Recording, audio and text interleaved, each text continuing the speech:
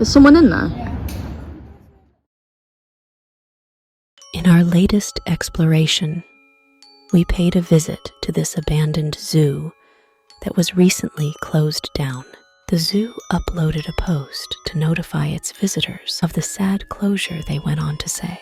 We are heartbroken to announce that we are having to close our doors at this time due to the energy increase crisis that has affected us in such a detrimental way. We are sadly not alone in this, as other little family zoos have been forced into the same situation, and that's not ignoring the effect it is having on everyone's day-to-day life.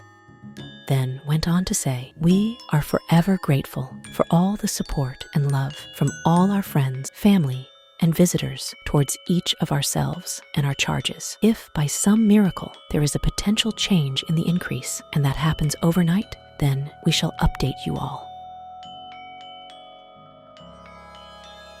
Before the closure, they kept on updating their Facebook page, going forward to being closed on weekdays because of the cost of energy. They were having to adapt staffing with opening and having someone to meet people at the door. The owner went on to explain that their energy bills have gone up from $1,700 a month to $6,500, adding that the energy price cap was not enough, not having any funding support. It's a requirement for the reptiles and tropical birds to have their enclosures heated.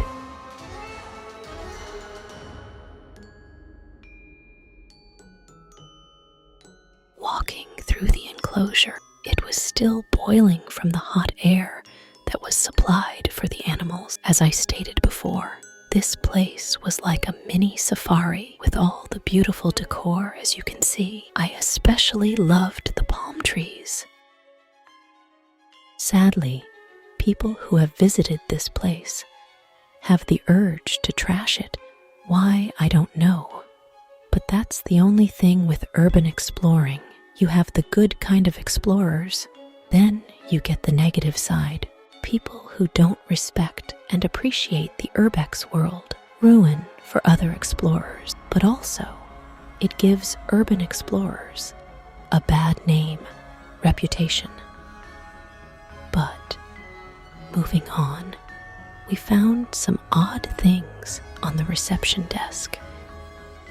Then, we came across the shredded skins of the animals that used to be kept here. At first glance, I thought it was alive, and as I hate spiders, I jumped out of my skin. But when I saw the shredded snake skin, I was so amazed.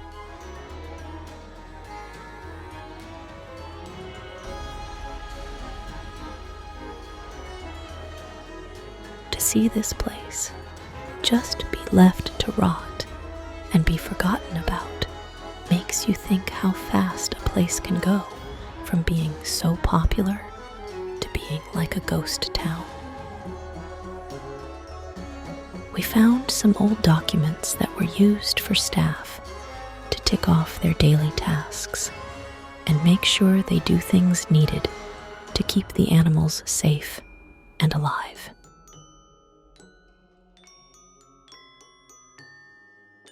Before we made our way out, I wanted to get a closer look at the big shredded skin of the snake. I just couldn't believe what was in front of me.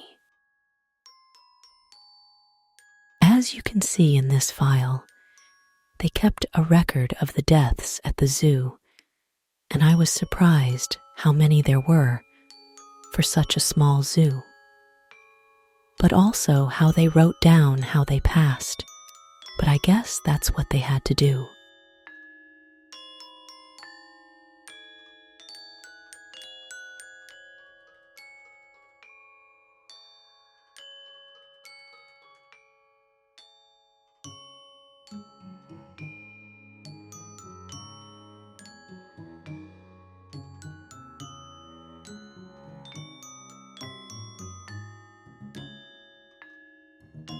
During our visit, we met some other explorers, and we talked about how it was a shame to see this place come to what it is.